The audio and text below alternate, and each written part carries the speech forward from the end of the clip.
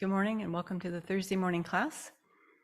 5 of our Shiksamanas here at the Abbey have gone to Taiwan to do 6 weeks of training and eventually to take the full ordination. And Venerable Chodron is accompanying them. She's going to be one of the ordaining preceptors. Witnesses, sorry, not a preceptor, a witness. Thank you. And Venerable Damcho has also gone along. She's going to be the translator, not only for Venerable Chodron, but also for the 5 candidates, translating Chinese into English for them. So for the next 9 weeks, while they're away, Venerable asked me to do something on mind training, and this is one of my favorite mind training texts. It's called Transforming Problems into Happiness by Lama Zopa Rinpoche. It's an exercise in Mahayana Mind Training. Actually, I think we could say the entire Lam Rim is mind training. All 84,000 teachings of the Buddha are aimed at helping us train our mind in virtue, in positive ways of thinking. But in addition to Lam Rim, there's this special genre of teachings called mind training that can help us to transform whatever we encounter, whatever enemy image appears in our mind, or whatever problem, whatever circumstance, whatever suffering, illness, suffering, difficulties, we can learn to transform them into part of the path to awakening rather than have them be a hindrance and get in our way. Lama Atisha used to teach the Lam Rim, or taught the Lam Rim publicly, but when it came to mind training, he taught it secretly, which is kind of interesting. And the story goes that that was because it was considered quite a challenging teaching, because it really attacks. It goes after our self-centeredness and also our self-grasping. And so that's pretty advanced practice, as we know when we sit in teachings with Venerable and she starts saying things that push our buttons and make us squirm. But eventually, I guess it was Geshe Chekawa, I think, who found these teachings so invaluable that he didn't want them to get lost. And so he's the one who started making them, I think it's him, who made them more public. Anyway, they became more public and more widely taught. So we're very fortunate that we have access to them. So I'm going to give a disclaimer right up front that ideally this class would be taught by someone who had actually already trained their mind and had bodhicitta. Anyone in the room knows that's not me. I'm very much still a work in progress. But what I can say is that I know from my own experience and also from some feedback that I've gotten from others that the more I work with mind training techniques, the more control I have over my mind, especially anger. And I find that very encouraging, like you were saying this morning. It's very encouraging when we find that we have some control over our mind. And so for that reason, maybe we can see this as a collaboration. We're going to study this text together and hopefully learn a few things. You know, just from my side, I would say, living in community with you, probably some of you could use it too. Fair enough? We're in Varsa, we can be honest. Thank you. Oh, I think I pushed a button. Uh-oh. Sounds like maybe a little bit of self-centeredness got stimulated there. Anyway, so I'm proposing that we study this text together.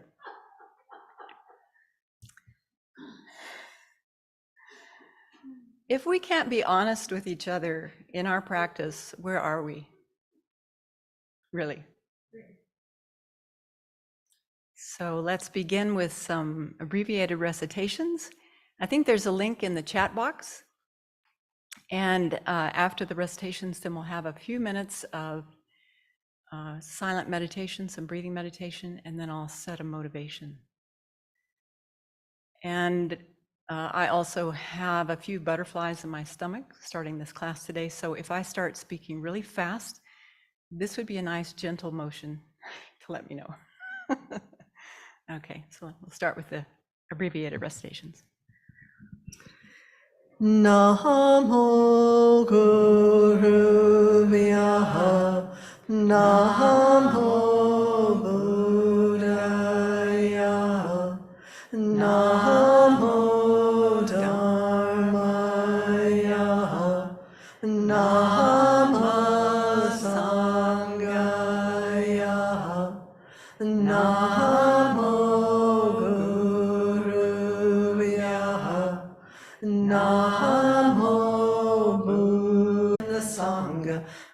By the merit I create by listening to the Dharma, I will attain Buddhahood in order to benefit all sentient beings.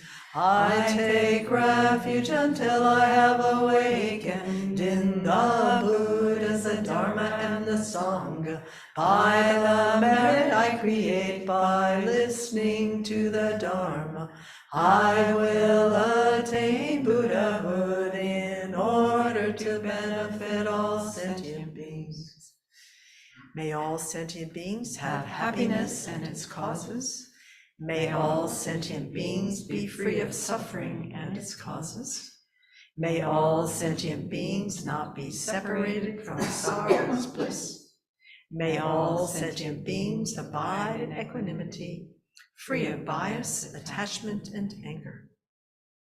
Reverently I prostrate with my body, speech, and mind, and present clouds of every type of offering, actual and mentally transformed.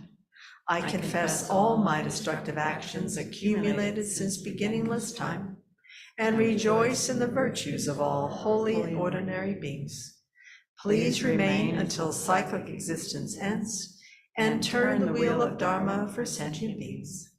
I dedicate all the virtues of myself and others to the great awakening. This ground anointed with perfume, flowers strewn Mount Meru, foreland, sun and moon, imagined as a Buddha land and offered to you. May all beings enjoy this pure land. The objects of attachment, aversion, and ignorance, friends, enemies, and strangers, my body, wealth, and enjoyments, I offer these without any sense of loss. Please accept them with pleasure and inspire me and others to be free from the three poisonous attitudes. Idam Guru Ratna Mandalakam Niryatayami. Glorious and precious root Guru, sit upon the lotus and moonseed on my crown, guiding me with your great kindness. Bestow upon me the attainments of your body, speech, and mind, the eyes for whom the vast scriptures are seen, supreme doors for the fortunate who would cross over to spiritual freedom, illuminators whose wise means vibrate with compassion. To the entire line of spiritual mentors I make request. Tayata Om Mune Mune Maha Munaye Soha. Tayata Om Mune Mune Maha Munaye Soha. Tayata Om Mune Mune Maha Munaye Soha. Tayata Om Mune Mune Maha Munaye Soha.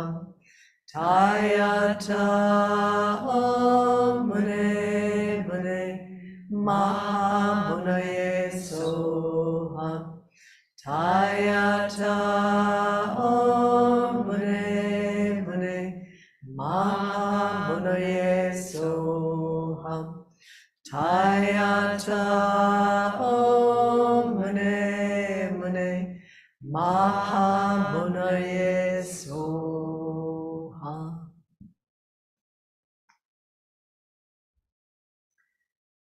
We just take a moment to check our posture and then bring our full attention to the breath, just allowing the mind to settle in its natural space.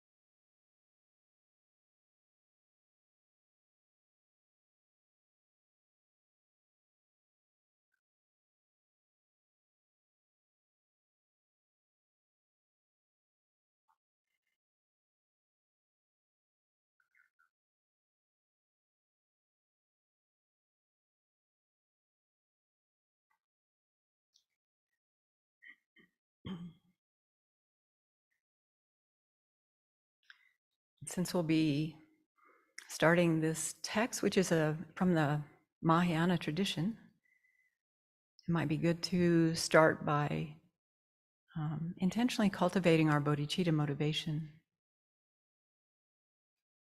And so I often draw on these contemplations from Gampopa's jewel ornament.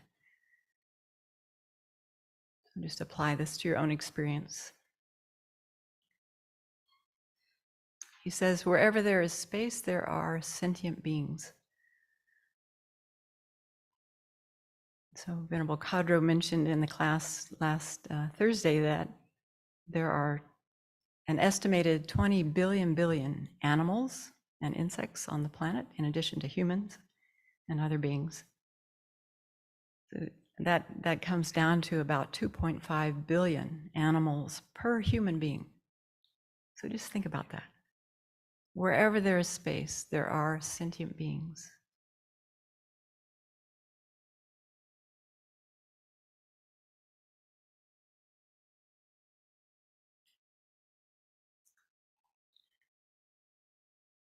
And wherever there are sentient beings, there are afflictions. We can see this in our own experience.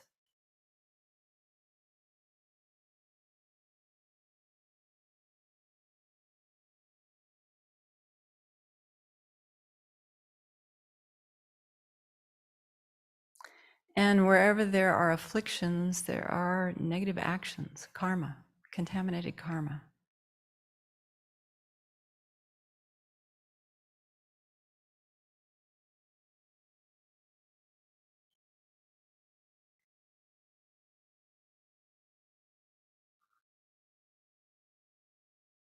And wherever there is negative karma, there is suffering. Immediate suffering, long-term suffering.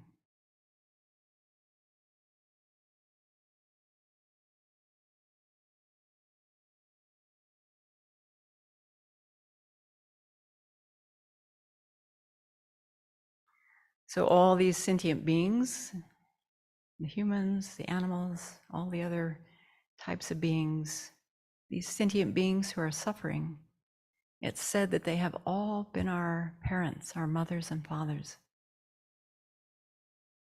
Each one of them has been very, very kind to us, showering us with love, with care, helping us to survive and thrive.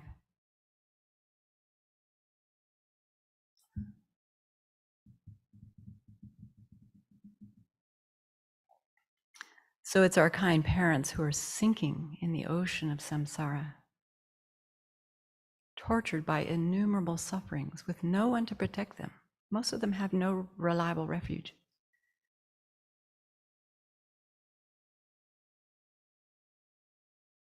And there's so much suffering that they are exhausted and overpowered by their afflictions. So think for a moment how wonderful it would be if they met with peace and happiness, lasting happiness.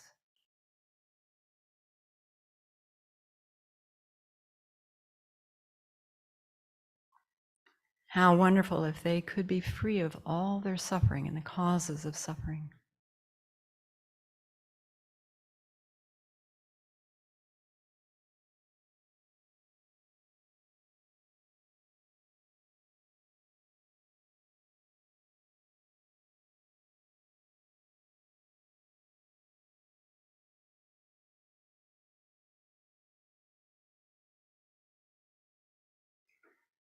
And so thinking on this close relationship we have with him, it's easy to want to take responsibility to bring this about. But if we check right now, most of us are probably pretty limited in what we can do. And so this brings us to the aspiration. We see that the Buddhas have this capacity, so it brings us to this aspiration. May I quickly achieve full awakening so that I can be of greatest benefit to all living beings. So see if you can cultivate that genuinely in your heart.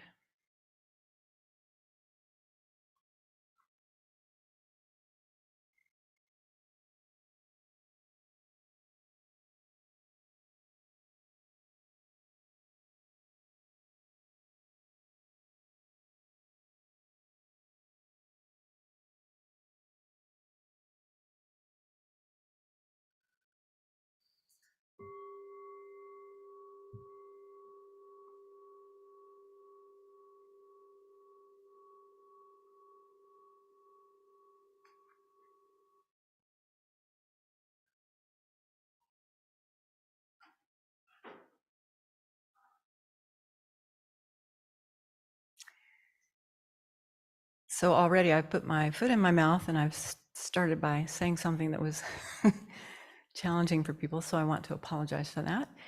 Let me put it this way. How many of you feel like you could benefit from Mahayana Mind Training?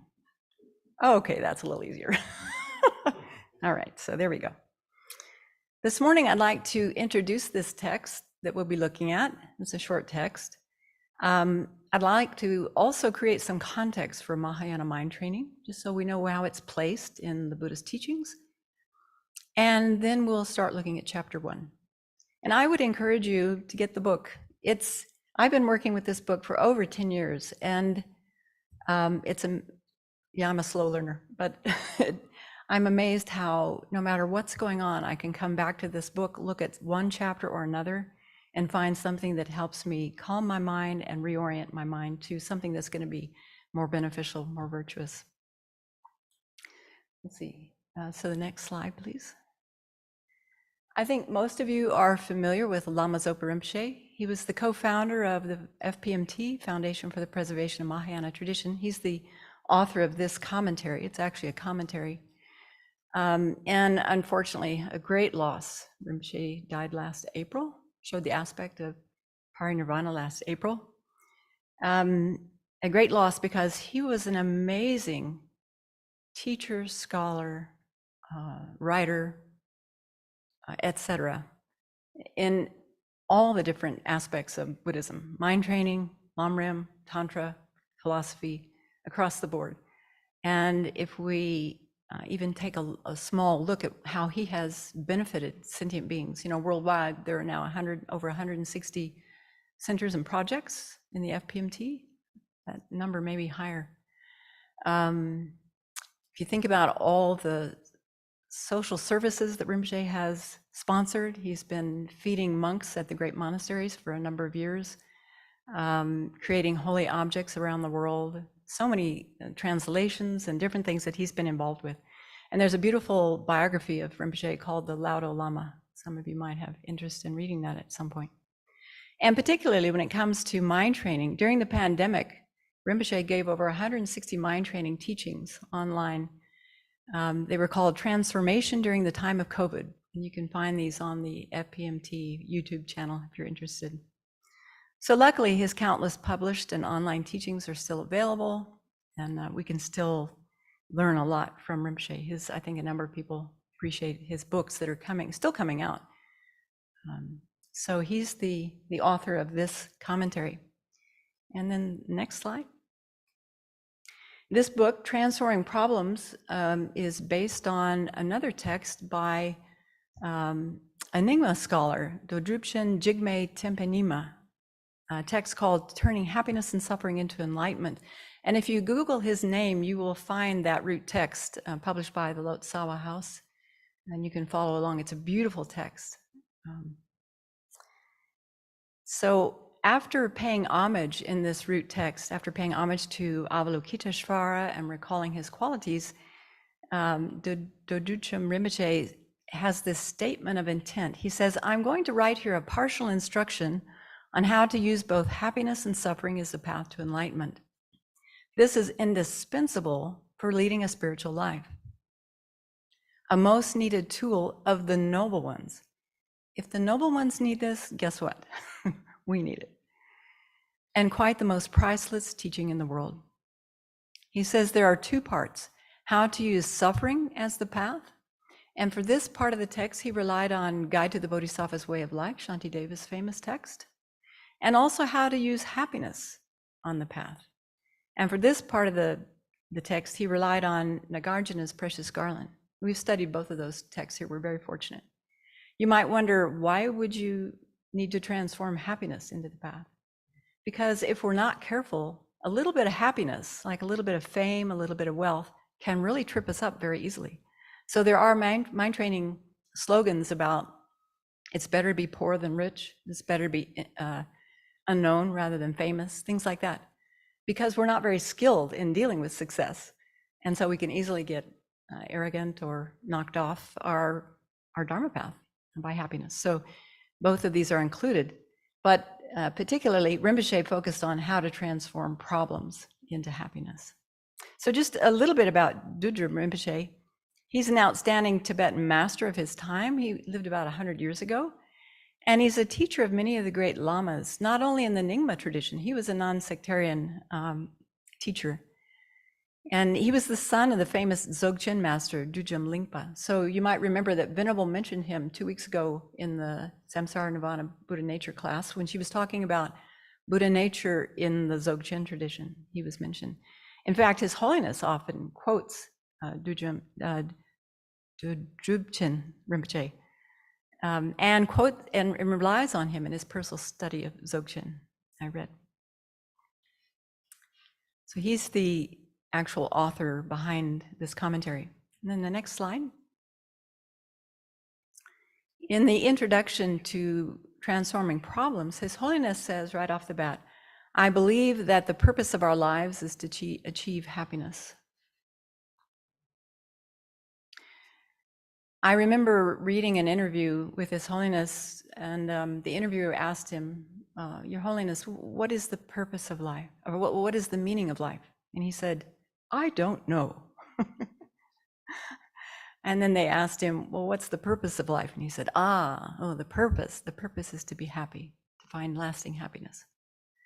So he goes on to talk about how there are two kinds of happiness. There's happiness that comes from physical comfort, sense pleasures, external things.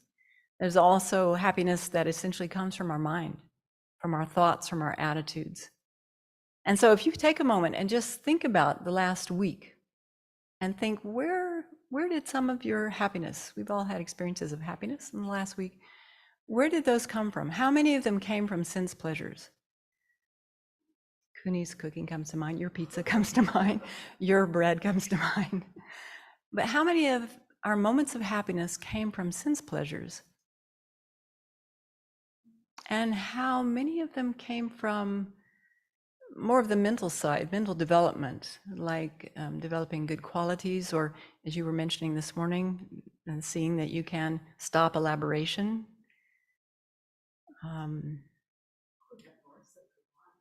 We had Varsa and Pravarna rituals, which were a lot of mental direction, wasn't it? It brought a lot of happiness to the community. Yeah. So a lot of that came from mental happiness. So of the two, external and internal causes of happiness, he's making the case that the most important happiness comes from our mental development. Of course, we need the external things as well. We need food, shelter, clothing, medicine, those sorts of things. But when our mind is happy, when our mind is peaceful, we can put up with irritation, with inconvenience, with suffering, different kinds of suffering. But when the mind is unhappy, when it's restless, when it's irritated, it's hard to put up with anything, isn't it? That's my case. Probably all of us can think of a time when the external conditions in our lives were just perfect. Maybe a vacation comes to mind or some situation, but your mind wasn't in a good place. It spoiled the whole thing, didn't it? In fact, we could probably say, anytime we're in a bad mood at the Abbey, that's what's happening, because we have perfect conditions here. But you can probably also think of times in your life when the external conditions were challenging or difficult, downright uncomfortable. But if our mind was in a good place, then we could deal with it, we could handle it. It wasn't such a burden. So that shows us, that's our own direct experience, that the happiness that comes from our own mind, our mental development, is more important than what we get from sense pleasures, external causes and conditions.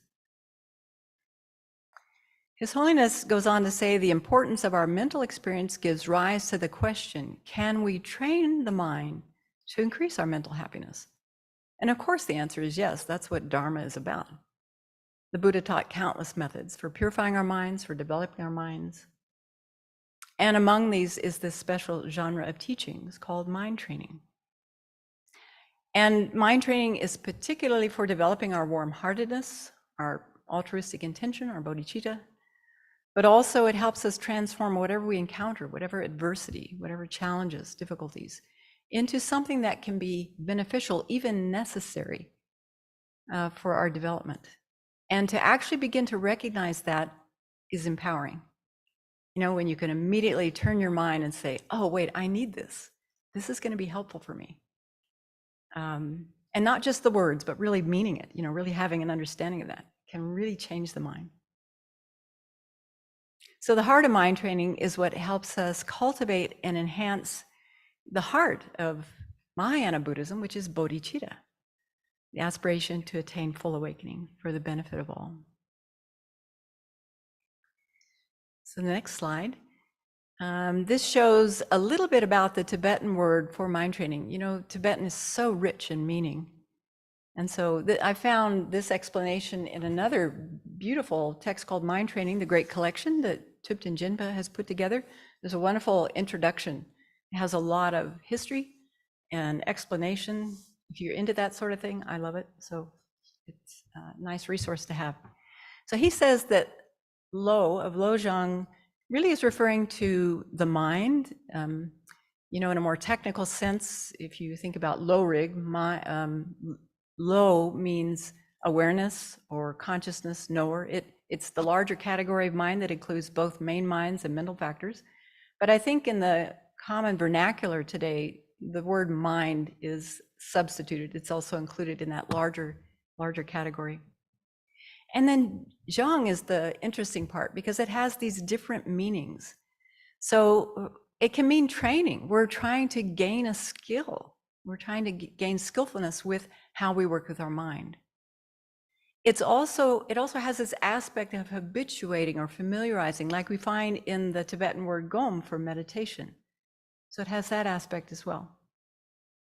It also has this aspect of cultivating, you know, really cultivating, developing good qualities, loving kindness, compassion, bodhicitta, altruism, and anything that supports that, equanimity, you know, patience.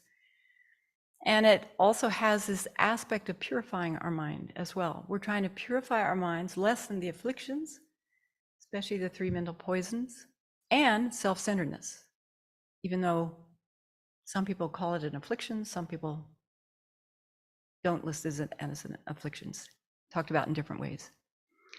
So we could say that Lojong or mind training is a process of training, habituating, cultivating, and purifying our mind, especially purifying our mind of this old habit of being self-centered, thinking of ourselves as the center of the universe, and everything else is supposed to be supportive of that center of the universe. You know, as the Guru Puja says, knowing that this chronic disease of self-centeredness is the cause of my unwanted suffering, inspire me to put blame where it is due and vanquish the great demon of self-centeredness. There are those 5 particular verses in the Guru Puja that are about, they come from the mind training technique, and particularly around how to cultivate equalizing, exchanging self with others. Okay, next slide. I think it's good to know where this comes from, and I haven't had time to research these sutras yet, but Tumta Jimpa says that mind training can be traced directly back to the Buddha's sutras, the Mahayana sutras, and particularly these three, among others, the Akasha Garbha Sutra, Vimalakirti Sutra, Akshaya Mati Sutra, among others.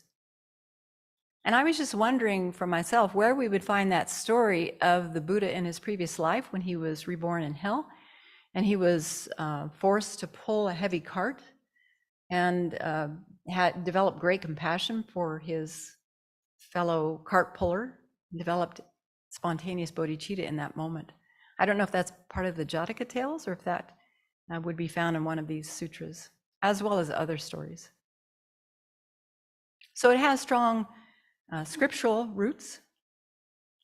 It also has textual roots. Like I mentioned, Nagarjuna's precious garland came first. I think in that text there is a line about, may I take on all others' suffering, and may I give them all my happiness. And then, as we know from having recently studied Shantideva's Guide to the Bodhisattva's Way of Life, that's an incredible textual source for a lot of mind training. We can go back to again and again. However, Thupten Jimpa says that in Tibet, what emerged was a special use of this term, lojong, to mean Mahayana mind training. Mahayana, he adds Mahayana to it. Rinpoche likes the term mental transformation, so Mahayana mental transformation.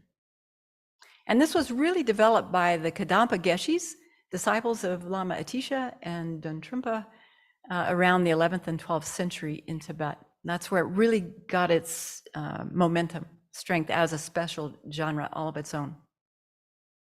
And so Tibetans are happy to attribute this tradition, the origins of this tradition, to the Indian master Atisha, who went to Tibet in the, the first half of the 11th century. Yeah. And it's interesting that Atisha never used that term, mind training. You don't find that in any of his writings. He only authored one short mind training text. But probably his mind training teachings were in the form of oral advice, oral teachings that he gave to his disciples. And so eventually all of these fragments of teachings were collected in a category called collected sayings. So if you look at his works, his collected works, there would be a category of collected sayings. That's where you find the mind training. Also, the expression mind training doesn't appear in the works of any of his teachers, most notably Serlingpa, Sumatra. And I didn't know this, but he's written a couple of treatises and commentaries on Guide to the Bodhisattva's Way of Life. These are included in the Tengyur, the Tibetan Tengyur. So the earliest known texts to include the term mind training, they're found in Langri Tangpa's 8 verses of mind training. There it is. And also Geshe Chekawa's 7-point mind training. And both of these were written about a century after Lama Atisha lived. So it was a while later before that term got coined.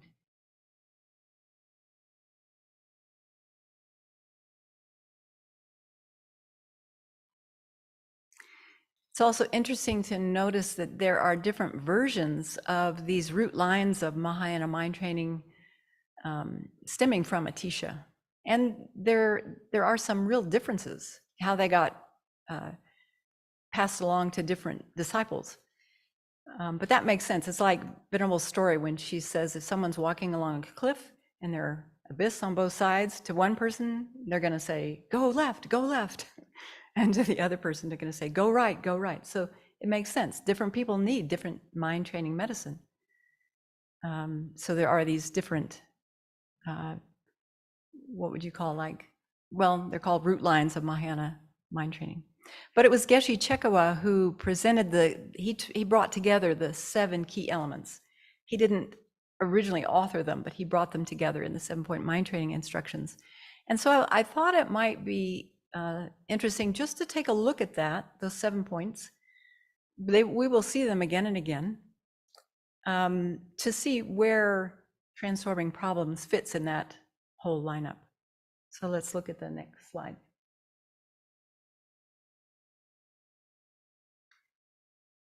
If you're new to this, this kind of detail might not be interesting, but the longer you hang around and the more you are exposed to mind training, then it becomes more interesting.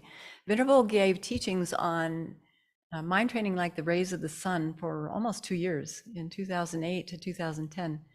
And so those are available online for people if they want to really delve into this. And that's based on the 7-point mind training. So have a look. It starts with the preliminaries. So right off the bat, we can see that this is not, in general, it's not a beginner's topic. It assumes a lot of knowledge already. So the preliminaries include all the topics shared in common with those of the initial scope and the middle scope. Things like precious human rebirth, death and impermanence, karma and its results, and the disadvantages of cyclic existence. So that's the foundation that hopefully we're starting with, that provides, a good Buddhist worldview for these teachings to land. And, some of us are still building up our foundation of those initial topics. That's okay, no problem. And the second point is training in the 2 bodhicittas, so conventional and ultimate bodhicitta. It's a Mahayana text, it's a Mahayana mind training. So obviously it's going to be grounded in bodhicitta and the different ways of developing bodhicitta, conventional bodhicitta. And so we know there are 2 main techniques, traditions for developing bodhicitta: 7-fold instruction of cause and effect, and equalizing and exchanging self with others, which is what mind training really focuses on and highlights. So we'll see that comes up. Tongling is one of the antidotes that we'll be drawing on, taking and giving. And then also ultimate bodhicitta, which is what? It's not just emptiness. It's not just a realization of emptiness, it's emptiness motivated by conventional bodhicitta. Okay, so that's the second one. And the third one is where we find our text, taking adversity onto the path of enlightenment, how to transform unfavorable conditions into the path of awakening. So taking suffering onto the path, taking happiness onto the path. And Do Drubchen talks about this in terms of looking at it in terms of relative truth and also in terms of ultimate truth. So in terms of relative truth, we may blame external people, things, situations for our problems, but drawing on the preliminaries, we have to accept that it actually ultimately comes from our own karma and from our self-centeredness. So that comes into the teachings, the antidotes, and then ultimately looking at our happiness and suffering both arise out of many causes and conditions. So right there we see there's a mutual dependence. And that happiness and suffering are merely labeled based on, many different causes and conditions, many different feelings, different situations. So that's the third point. Then the fourth point is summarizing a lifetime's practice. I bet most of you have had teachings on the 5 powers for life and the 5 powers at the time of death. Very pithy trainings for how we can train our mind in a very succinct way. Really steering our mind towards bodhicitta, conventional bodhicitta. And then the measure of having trained our mind, the 5th one, basically we'd have to look at, have we reduced our afflictions? Can we see some progress in the arising and how we work with afflictions? And is our self-centered attitude reduced? That's a good measure we're seeing. And ultimately, have we mastered mind training to the point that we can practice it even while distracted? And then the 6th and 7th points include many short statements with great meaning. So probably a lot of you are familiar with the mind training slogans. This is where we find a lot of them. 18 commitments of mind training to keep our mind rooted in mind training. So keeping those in mind throughout the day to really keep our mind focused. And then 22 precepts of mind training to strengthen that mind training that we have developed. Yeah, so I know for myself, just going through this, just reading this introduction in the great collection by put together by Thupten Jinpa, has really increased my own interest in wanting to look more into those slogans and put them into use. So although our text is primarily concerned with transforming problems into happiness, as we'll see, the underlying theme of this text is bodhicitta, trying to profoundly reorient how we approach the world, how we engage with the world, instead of from a self-centered, self-referenced point of view, really trying to cultivate this other referenced point of view, really exchanging ourselves with others, as if grasping at some kind of inherent existence self wasn't bad enough. You know, we also have this tendency to cherish I, me, this person right here. So due to these two enemies, these are the real enemies, self-centeredness, self-grasping, you know, we feel hurt when someone insults us.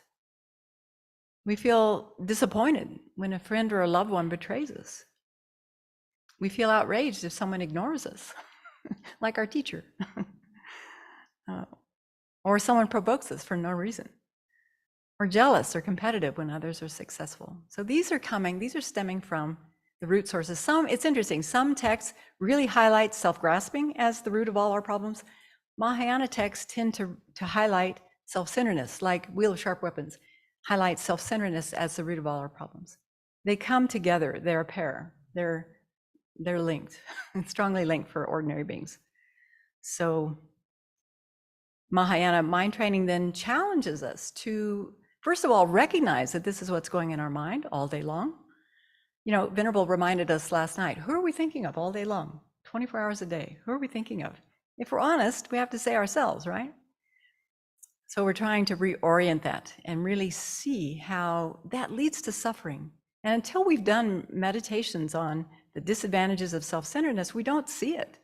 But we're totally convinced by what self-centeredness tells us. Look out for number one, you'll be happy. This will make you happy. Don't worry about the others. Just go get what you need. And we've all tried that, and it doesn't lead to good results, does it?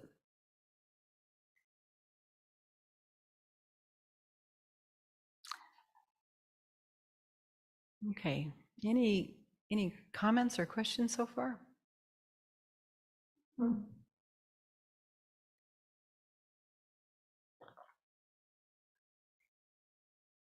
Yeah, Venerable Losang, can you find a microphone?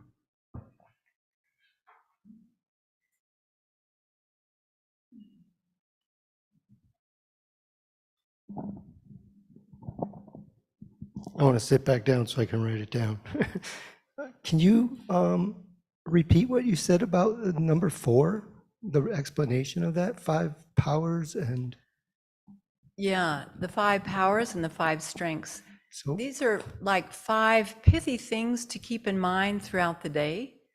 The main one is it's called determination, but it really means the motivation. What's our motivation? And for Mahayanas, it's bodhicitta, right? And then there's it's called the power of the determination. The next one is the power of the white seed. So this is really talking about building up the 2 accumulations. You know, accumulating method, accumulating wisdom, but also purifying our minds. That's the power of the white seed. The power of habituation. That has to do with being mindful, trying to stay mindful all day long of this motivation and all the actions that we're doing throughout the day. And this is something that is so easy to overlook. You know, we set our motivation here at the Abbey, we set our motivation every morning, and that's so helpful. But we can also shore that up throughout the day. Otherwise, what happens is attachment sneaks in, or self-centeredness and attachment sneak in. And then we're not accumulating merit. We're actually not even practicing the Dharma in those moments. So especially when we're doing virtue, but also just our mundane activities, really shoring up the motivation. So that's the habituation. The last one is aspirational prayers, really making strong aspirational prayers to be able to accomplish the 2 bodhicittas. And then repudiation, the power of repudiation is the fifth one. I don't think I haven't said them in order, but repudiation means really calling out the self-centered mind and pointing the finger at it and saying, I'm not following you anymore. I'm not believing you. You get me into trouble. You are the instigator of non-virtue, and I'm not going to follow you anymore. So those are the 5 powers during life. And then they have a slightly different meaning at the time of death. So this can be a very powerful way of working with our mind just right before the time of death, if we have the wherewithal and we have the opportunity. Seems like the first one is giving away all your possessions, mentally at least, giving away all your possessions. That's the power of the white seed. Yeah, if you have those at the time of death, I don't remember.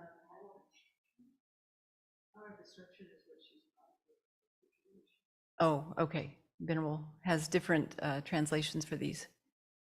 Okay. Do you remember them, Pema? Venerable Pema? Oh, okay. So we'll have to look those up. Yeah.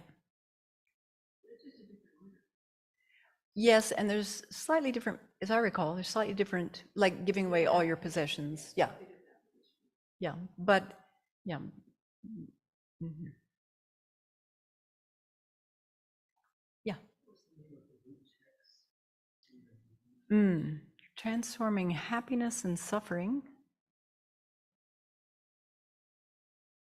Let me look. The root text is called Turning Happiness and Suffering into Enlightenment. And so, as I mentioned, you can find that online if you Google Do Drupchen Tempanima and look under the Lotsawa House citation. You'll find the text there. Otherwise, in the back of Transforming Problems, there's also a copy of that root text, slightly different translation.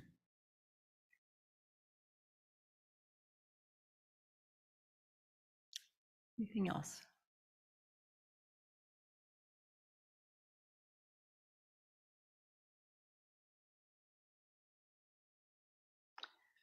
Okay, so let's have a look at chapter 1, which will help us place these teachings in the Mahayana Buddhist worldview.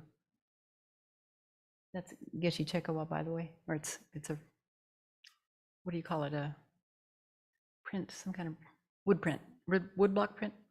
Geshe Chekawa. Next slide, please. So Rinpoche, or his, what would you call it? Huh? The person who put this book together pulled these out. Who did put this together?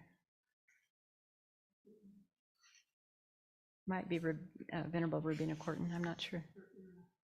I don't see it right off the bat. Okay, so he starts off chapter 1. He calls it the purpose of life. You have this precious human body in order to serve other living beings.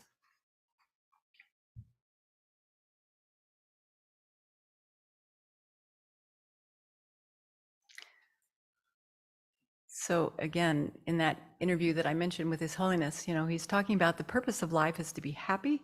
He was referring to ultimate happiness here. He's not talking about, the happiness that comes from a nice meal or listening to music, those sorts of things.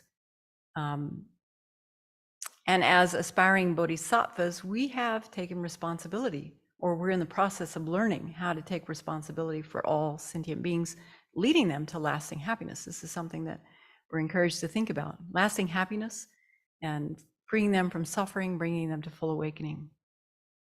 And the fact is, we can't attain full awakening without cherishing others. Every single sentient being. Like we can't get away with cultivating refuge. I take refuge until I am awakened in the Buddhas, the Dharma, and the Sangha. By the merit I create by engaging in generosity and the other far-reaching attitudes. It's like we can't have all those 6 attitudes for some people and not for others, except for that one person I don't like. Or the four immeasurables. We can't really cultivate those and in the back of our mind keep thinking, except for that one person who I find irritating. We can't eliminate anyone. So we can't attain full awakening without cherishing every single living being. So this is one reason mind training is so helpful. It helps us transform those habitual tendencies to see someone as an enemy or as difficult, as challenging, instead of someone that we actually need to help us train our mind. When someone, well, this will come later on in the text, but it's one of those empowering moments when you find someone being very irritating, and then you think, wait a minute, this person is showing me my mind. They're being incredibly kind to me right now. That can really empower you to want to do it more. So in that sense, we are the servants of others. We are in the business, especially as monastics, we're in the business of serving others, leading them to full awakening, leading them to find lasting happiness and to be free of suffering. I looked up the article where Lama Yeshe was talking to the early Sangha, Kopan Sangha, and was saying to them, this should be our mantra. We should recite this 100 million times or 100,000 times. We should do a retreat on reciting, I am the servant of others. I am the servant of others. It had a slightly different twist than I was expecting, so I won't go into it. It's a little different than how Venerable teaches things here.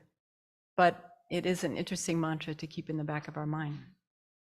It helps to keep the mind happy when we do find ourselves in a situation of needing to serve others. I am the servant of others. Next slide. So he says, the purpose of having this precious human body is not simply to achieve happiness for oneself, but to eliminate the suffering of all other beings and to bring them happiness as well.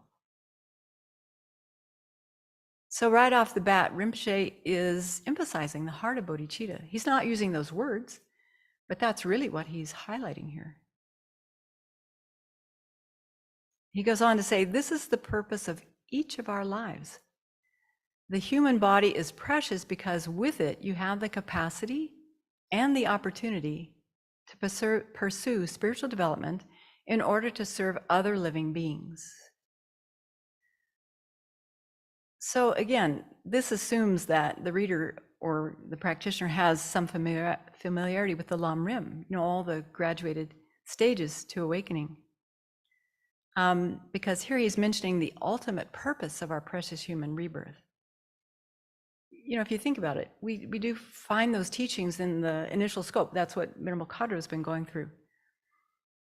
But if you think about why is our precious human life meaningful, it's not just to get another rebirth, is it? That's not what's mentioned, even there in the initial scope. It's to be able to attain more far-reaching goals of liberation and full awakening.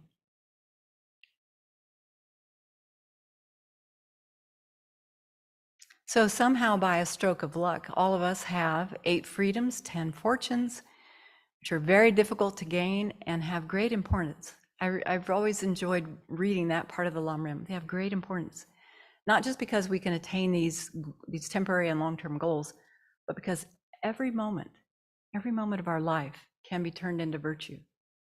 I don't know, when I really get into that line, I find it quite inspiring, it brings some enthusiasm. Like, it's true, at every moment of our day, we can turn it into the Dharma, we can turn it into virtue and make use of it. And that's what we're aiming to do, become more and more habituated, familiarized, conditioned to turn everything, use every moment. Of course, that's hard when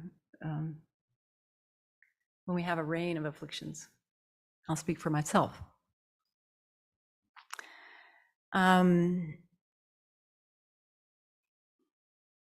So if we check, as we did earlier, when we looked in the last week, what brought us more happiness? Was it more the sense pleasures? Was it more the mental development? How were we using our precious human rebirth? And I'll bet all of us have a short list of things we wish we had, and if we had them, we'd be happier. Shane, I know you've got a short list. You keep going to the store. You're building something, something very important. But I bet all of us have a short list. If only I had, or if only this were different, then I'd be happy, right? I was observing the shiksamanas, and I know I did this before I went to full ordination. You know, I had to have a new water bottle, and I needed a new gray fleece jacket so I'd be warm. I saw that they were doing a little purchasing of some things. We all have this idea, I have to have this, otherwise I can't be happy. I won't be comfortable. So if you just check, you know, all of us have this idea that somehow happiness is external to us. And if only I had this, then I'd be happy. If only I had pizza and French fries for lunch, then I'd be happy, right? If only they finished the Buddha Hall, then I'd be happy. If only someone would donate $3 million, then I'd be happy. If only my back and neck would stop hurting, then I'd be happy. Whatever it is, you know, we all have that short list or in the back of our mind. So it's important to recognize how much of our mental chatter throughout the day really is about, or elaborations, is about these external things. We're wanting to change the external environment and conditions to make us happy right now, just for this life. This is what Venerable was talking about last night with the 8 worldly concerns. It's sobering, it's humbling how much of our day is taken up with 8 worldly concerns. When we really take the time to look, it's daunting how to change that. But when we're externally focused like that on sense pleasures, that puts us in a very vulnerable situation. Because as we've been noticing, I'm assuming you're noticing, meditating on the 4 Noble Truths in this winter retreat, external things are true suffering. They are part of the environment, the external true suffering, in addition to our own internal true suffering of our aggregates. They're impermanent, they're constantly changing, they're not reliable, they're fleeting. They leave, they change, they decay, we lose them. They're unreliable. Why? Because they're under the control of karma and afflictions. So powerful to really start seeing that, especially about our aggregates. And then also about the external things that we rely on for happiness, we take refuge in. But these really just come down to the suffering of change, right? So important to see that. You know, we can all repeat, we could probably all give a talk on the 3 types of suffering, but that doesn't necessarily mean that that's how we're living our life. The suffering of change is so difficult to really identify and to begin to live our lives with that awareness. This beautiful sourdough bread is just the suffering of change, darn it. Yeah, or the panniers, elephant ears. Yeah, delicious in the moment, but you know, in the long-term scheme of things, how many of these can I eat before I'm going to have a stomach ache? I'd like to try.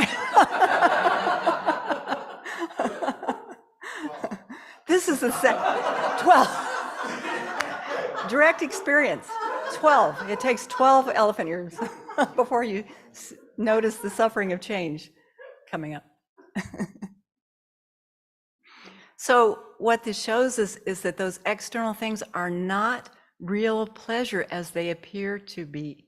And we're so fortunate that last year we were able to meditate on, in our winter retreat, on the 4 establishments of mindfulness to begin seeing this more clearly, you know, how we grasp at the body, feelings, mind, phenomena as sources of happiness, and they're not. We're fooled by grasping at permanence, grasping at pleasure, etc.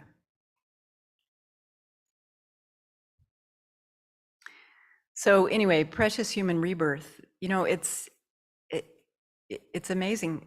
We've done this meditation a number of times just to reflect for a moment. How many of the people on this planet have met the Dharma? Out of 8 billion people, 8+ billion people, how many have met the Dharma? How many have met the Mahayana Dharma? The number starts reducing quite quickly. How many of them have perfectly qualified spiritual teachers in their lives? How many of them are actively engaged in making their lives meaningful through the Dharma in every moment?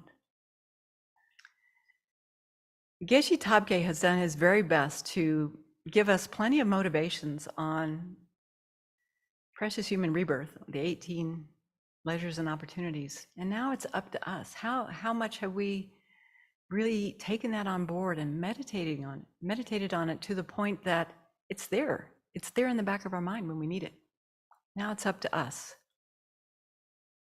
And because when we do this, when we do this kind of meditation, we recognize what an incredible opportunity we have right now, and we don't want to waste it. We don't know how long it's going to last, so we don't want to waste it. We want to create as many causes for full awakening as we can while we have these conditions. So we have the capacity. Why? Because we have Buddha nature. That's one reason. There are probably many reasons. We have Buddha nature.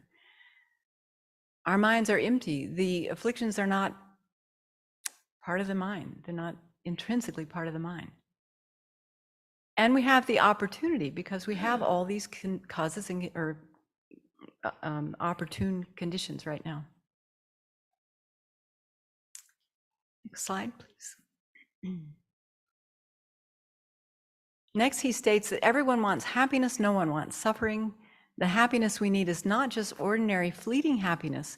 What we really need is ultimate happiness, the unsurpassed, unshakable happiness of enlightenment. So he's really making a case here for ultimate happiness. The Lam Rim, in different ways, says that the reason we are never really satisfied in samsara is because what we long for in our deepest heart is lasting happiness.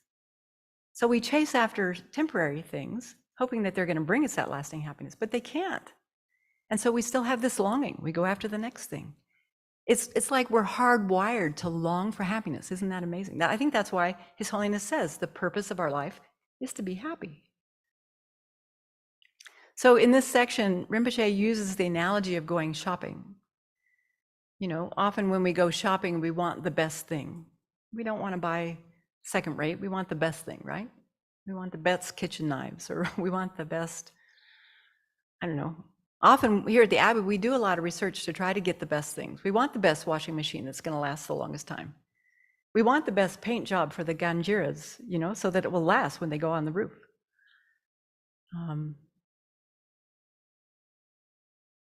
Probably a lot of the decisions for the Buddha Hall, we've really looked into what's the best kind of geothermal system that we need, heating for the floor. You would know. No? Okay. The best paint to go on the walls, doesn't off gas. I bet countless decisions have been made. And it's true of everyone else. Everyone wants the best, longest lasting, highest happiness. This is the point Rinpoche is making. And it's true for us as well, if we're honest. We spend a lot of our day looking for what's going to bring me happiness. Shall I have some crunchy nuts, salty nuts, or shall I have a cookie? What shall I have for breakfast? Oatmeal? Leftovers? Granola? Those are our choices, aren't they? Occasional stir fry, occasional soup. What's going to make me the most happy? Think about it. How did you make your choice this morning when you filled your bowl? I'll bet if you were honest and went back, you'd find there was some little voice saying, what's going to bring me the most happiness? This goes on all day long. You know, shall I go for a walk after breakfast, or shall I check my email? Shall I jump into offering service or shave my head? Shall I do my chores or nah? Something else. We make countless decisions all day long. Really notice that. And notice if any of it is Dharma. What's motivating those decisions? I know for myself, most of it comes down to attachment. And it's important to recognize that in our own experience so that we can change it in our own experience. Otherwise, even in a Dharma environment like this, we can spend our whole day creating non-virtue.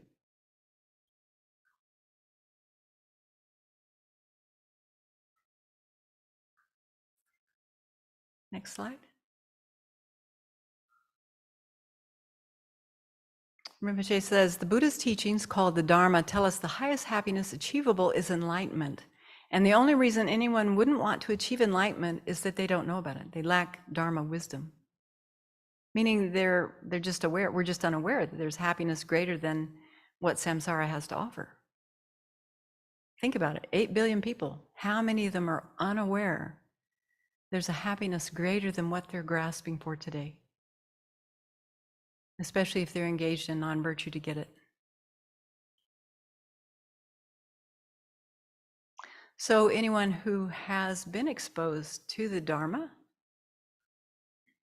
anyone who's studied it sincerely, knows that it's possible to be liberated from suffering and to achieve that lasting state of happiness. That's what we're aiming for.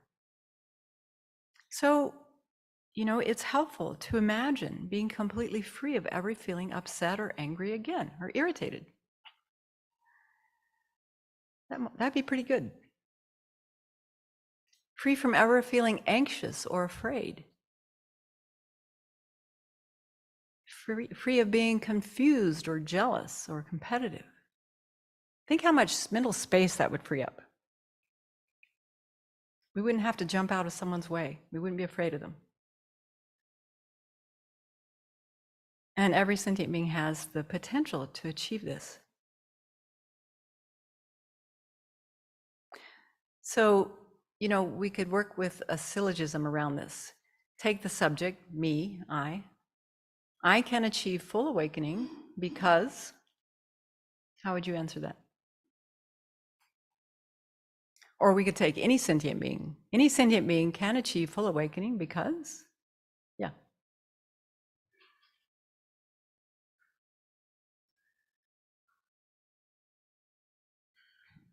We'll have Buddha nature. Yeah, because we have Buddha nature. That's the basis. What else? Yeah. Any inherent existence and therefore have the total capacity to create the causing conditions to become awakened. Yeah. Yeah, you're really highlighting the two aspects of Buddha nature. Yeah, transforming and naturally abiding. Anything else? Yeah. All the obstacles, the afflictions, and so forth to our attaining that are adventitious and can be removed. Right. I think we'd have to add in our continuum to make that syllogism work. Yeah. So I can attain full awakening because the afflictions in my own continuum are adventitious and wrong consciousnesses and can be removed. Every obstacle, right? Not just afflictions. Yeah. Okay. So if a person knows that liberation and awakening can be achieved, then they want to attain it. Really? Do you want to attain liberation? Really? Really? So again, we can check. Okay, so how many moments in the day am I really lining up all my energy, all my attention, all my actions behind attaining this? It's a good study to do. Look at the percentages. It's easy to say with the lips. Do you wake up each morning and think, I must do everything totally possible I can today without wasting even a moment to create causes for renunciation, bodhicitta, correct view, and full awakening?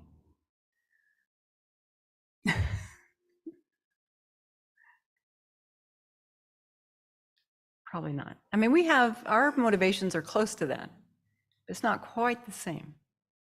And how often do we remind ourselves of that throughout the day? What gets in our way? It's not other people. Laziness and so attachment to the happiness of this life. Right, the contaminated pleasures of this life. What else? Self-centeredness, that's a big one. Yeah. Actually, we could say all the afflictions, couldn't we? But at the root, self-centeredness or self-grasping.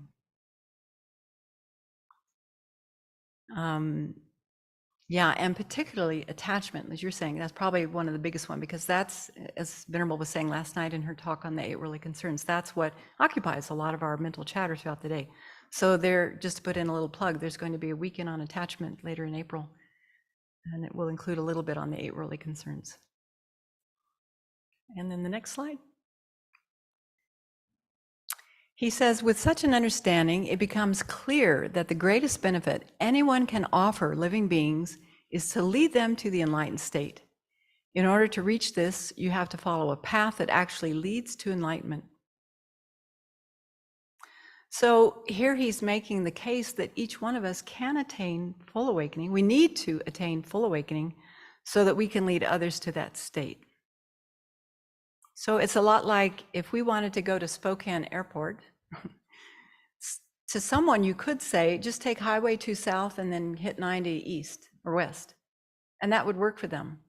It wouldn't work for me. You know, for others, you need more detail. So it really helps.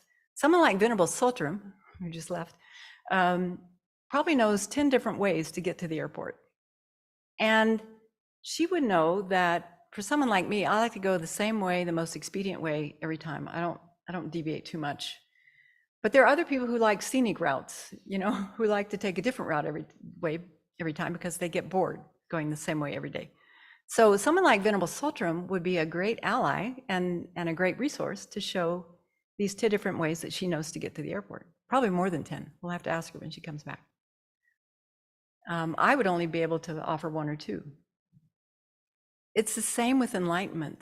Every single sentient being has so much different karma, so many different inclinations, interests, abilities, that we need to know all of those different methods to be able to help someone, to give them exactly the medicine that they need.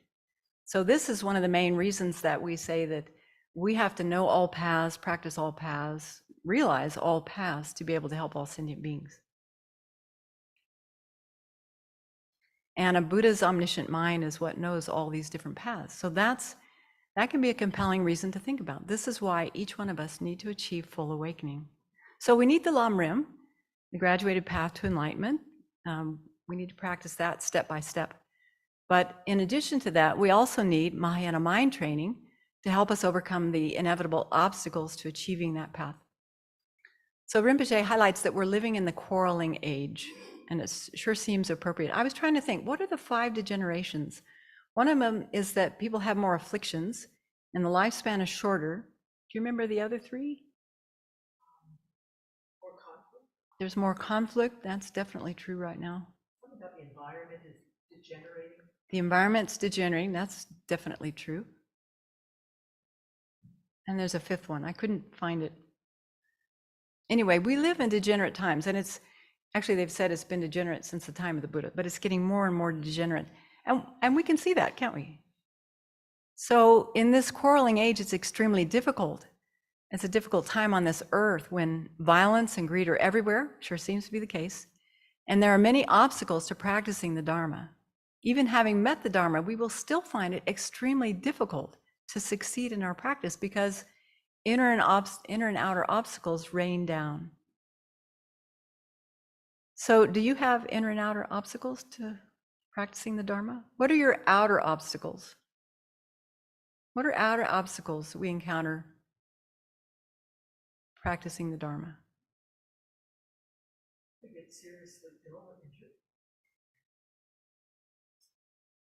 Seriously ill or injured, incapacitated to a way that we can't either physically do the Dharma or think clearly about it, but mostly physical, like sick, illness and hurting ourselves badly.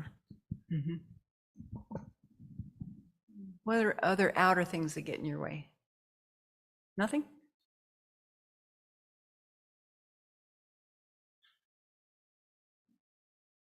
Pesky job. Your job gets in your way. Takes up time, doesn't it? Yeah, it takes up your energy, your focus. Yeah, time you could be spent really focusing on the Dharma. Okay, what about inner obstacles? What inner obstacles get in your way of practicing the Dharma? Besides elaborations, which you mentioned so clearly this morning, mental elaborations, where our mind just ruminates and gets really wrapped up around something, wrapped up in afflictions. What else? Yeah. Laziness or sloth and torpor. Yeah. Sure enough. Venerable Losong.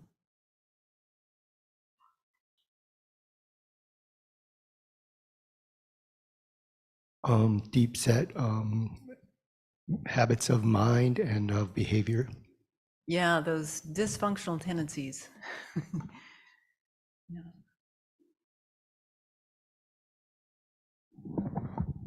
What gets in your way, Shane? Oh, just self-grasping, even though like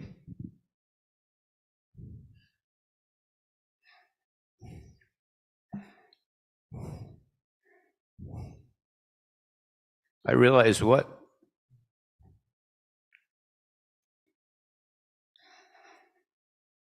makes me happiest is, the bodhicitta mind, letting go of my attachment to myself as being a permanent, I fight that, even though I know there's a better way. Yep. I would venture to say you're not alone. Thank you. Basically, we could list any of the afflictions, right? Those get in our way. I'm too busy to practice. I have too much offering service to do. Does that ever come up? Oh, that's the laziness of discouragement. Okay, that's a foil for laziness. Yeah. But to say, yeah, okay. I got it. Yes. Yeah. All right. So this is where Mahayana Mind Training can come in and help us whenever obstacles we incur. Next slide.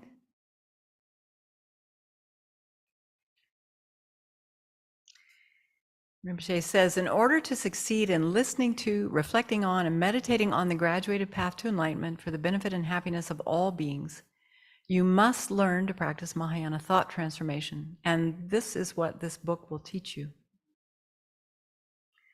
So in Mahayana Mind Training or mental transformation, we learn to use whatever happiness or problems we experience to cultivate virtue, to purify our minds, so that we can continue progressing, so that we're not hindered, stymied, thrown off the path. So instead of disturbing us, we begin to recognize that problems can actually help us. That's a real 180-degree turn. Problems can actually help us. They help us develop positive qualities. If we're angry, we need to develop more loving kindness. If we're angry, we need to develop more patience. It gives us an opportunity to practice that. Things like that.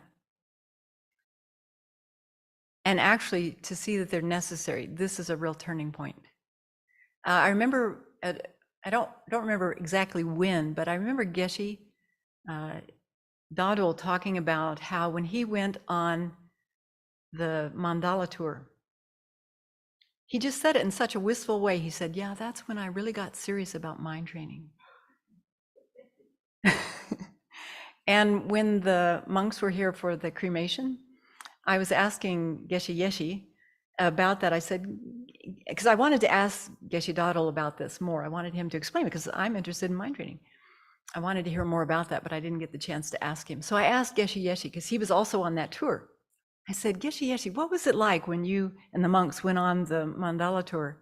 And he got really quiet and his face really changed. He kind of got serious. And then he sort of laughed. It's like, that was hard. I don't know. That was really hard. Not only were you in a van with people going from place to place, a small van, and then you got to some place and you had to stay probably in a small room with all those same people, and you were working with them all day long. I bet all of those monks learned a lot about Mahayana mind training. So, we can appreciate that we have larger pastures here. We have different rooms we can go to. We can take walks. We can go out to Sukhavati, get a spacious view. But really, as we've said many times, this container, this rock tumbler, is exactly what we need for developing our mind. And it's because it gives us a chance to train our minds with mind training. So without practicing thought training, it would be very difficult to complete our Dharma practice. And this is why Rinpoche is explaining this short text by Dodrupchen Rinpoche, Instructions on Turning Happiness and Suffering into the Path of Enlightenment. So in summary, when our mind is trained, when we get to that point, all the other activities of our body and speech are naturally controlled. It all comes from the mind, right? So, you know, we do try starting to limit the 10 non-virtues. That's a good technique. But ultimately, we have to get at the mind, the level of mind, and train the mind so that no matter what's happening, like it was saying in the measure of knowing that our mind is trained, that even if we're distracted, our natural default, you know, like a Aikido fall, people who train in Aikido practice falling again and again and again so that in those times when they take a fall, they know how to protect their bodies when they fall. It's just automatic, it's second nature. So we need that kind of training in our mind from Mahayana Mind Training, especially Mahayana Mind Training. When we're training the mind in bodhicitta, amazing, if bodhicitta could just be our default. It's not mine, maybe it's yours. I won't venture to read your minds. So at the end of the book, Rinpoche makes this interesting statement. He says, you may not have heard anything new today, or you may not have heard anything new in what I've said. However, if you put this advice into practice, you will see definite and immediate benefit. If you do not try to practice the advice, your problems will continue and continue to cause you suffering. Seems to be the case. So in the coming week, you know, we haven't gotten into the mind training technique yet. It takes a few chapters to get into it. But in the next coming week, you could just begin to notice when you start labeling something or someone or some situation a problem. Just start to notice. That in itself is a big step. Just to notice. If you can change it, great, but just to notice. So you don't have to do anything different, just notice. Oh, look, my mind is making this into a big problem, into a big deal. Okay. Any comments, any questions?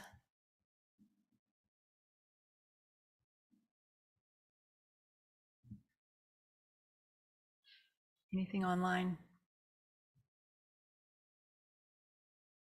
Yes. I was remembering that when I was in Taiwan for full ordination, one of the things that I don't know, because I didn't know what anybody's mind was, and I didn't know the language, but my observation was, my appreciation was that in the Tibetan tradition, we learn mind training.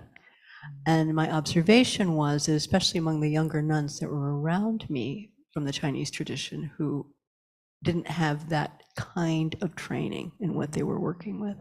So, I mean, it wasn't a judgment. It was more like, oh, I see how much a part of this is what we've learned at the Abbey, but we haven't had these teachings in a long time. Specifically, Venerable's teaching mind training all the time. But until you've had the layout, we may not recognize it. So I just think it's helpful. It's a good time.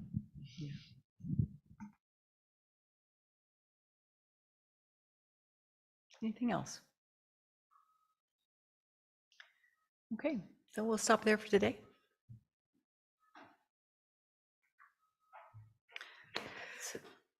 Due to this merit, may we soon attain the awakened state of Guru Buddha, that we may be able to liberate all sentient beings from their suffering.